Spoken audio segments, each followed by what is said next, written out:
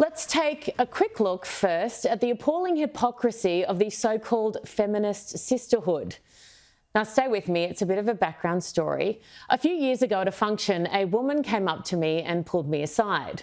I'd been on the footy show, the NRL one, for a few years by that stage, and hadn't that caused a stir? The first woman in its history to host the male-dominated rugby league program. I didn't know her name, but I recognised her face. She was fairly well known in the media, very vocal on so-called feminist issues. You know the type, the ones who rush to publicly call out, read berate, men they feel have done wrong. She congratulated me for how I'd survived and thrived in such a male-dominated field despite the challenges, but then told me there are areas in which I needed to do better. Apparently, I was hurting all women by allowing my co-host, Faddy, to comment on my appearance at the start of each show, and by allowing the others to sometimes call me Dal. Even back then, this kind of thing exhausted me. Now, well, it's tenfold. I was, back then, and as I am now, a strong, independent woman who has constantly stood up for myself when needed, called out bad behaviour, and through my professional pursuits alone, I'd have thought, had shown that women were not only capable of doing exactly what men were, but that sometimes we could do it far better. I smiled politely, told her that I was very comfortable with both behaviours, and that in my mind those gestures were in no way offensive or to the detriment of women. In fact, I love being told I look nice by men and by women, and believe you me, I've been called far worse than dull. If that was the extent of my relationship or interaction with the men on that panel, then maybe I'd have cause for concern. But every single one of them treated me with the utmost of respect on and off camera. They asked for my opinion, I asked for theirs. Fanny might have said he liked my dress, mostly to be nice, I'm sure. He's hardly known for his fashion acumen. But he then asked me what I thought. He respected it, and he respected me.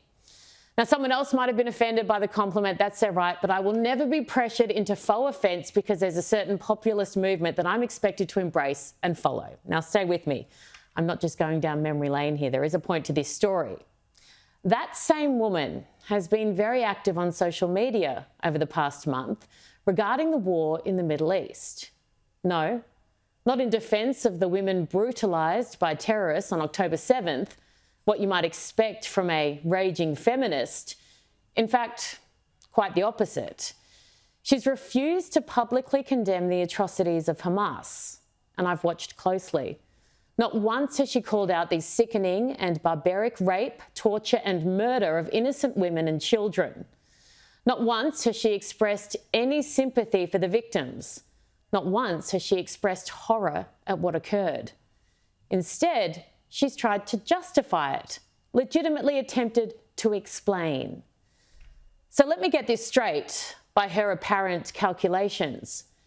It's not okay for a man to tell me that my dress looks nice, but it's okay for a man to rape a woman, shoot her in the head, then finish off.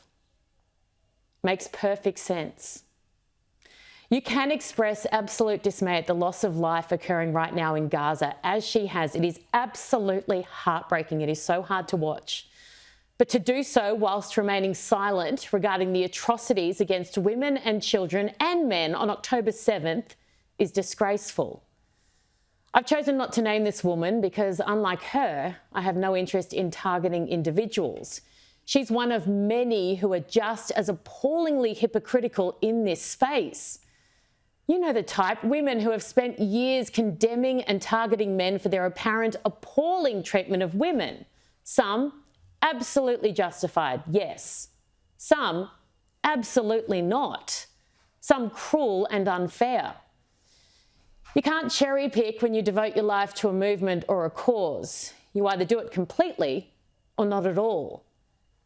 So many of these women have been so completely exposed over the past 2 months. Why are they not only silent, but almost supportive when Jewish and Israeli women are raped and killed? They never cared about the true universal sisterhood of women. They only ever cared about themselves and how they could use a movement to further their own careers or for relevance. They have now been exposed for exactly what they are. And let me tell you, no amount of Me Too hashtags will ever change that.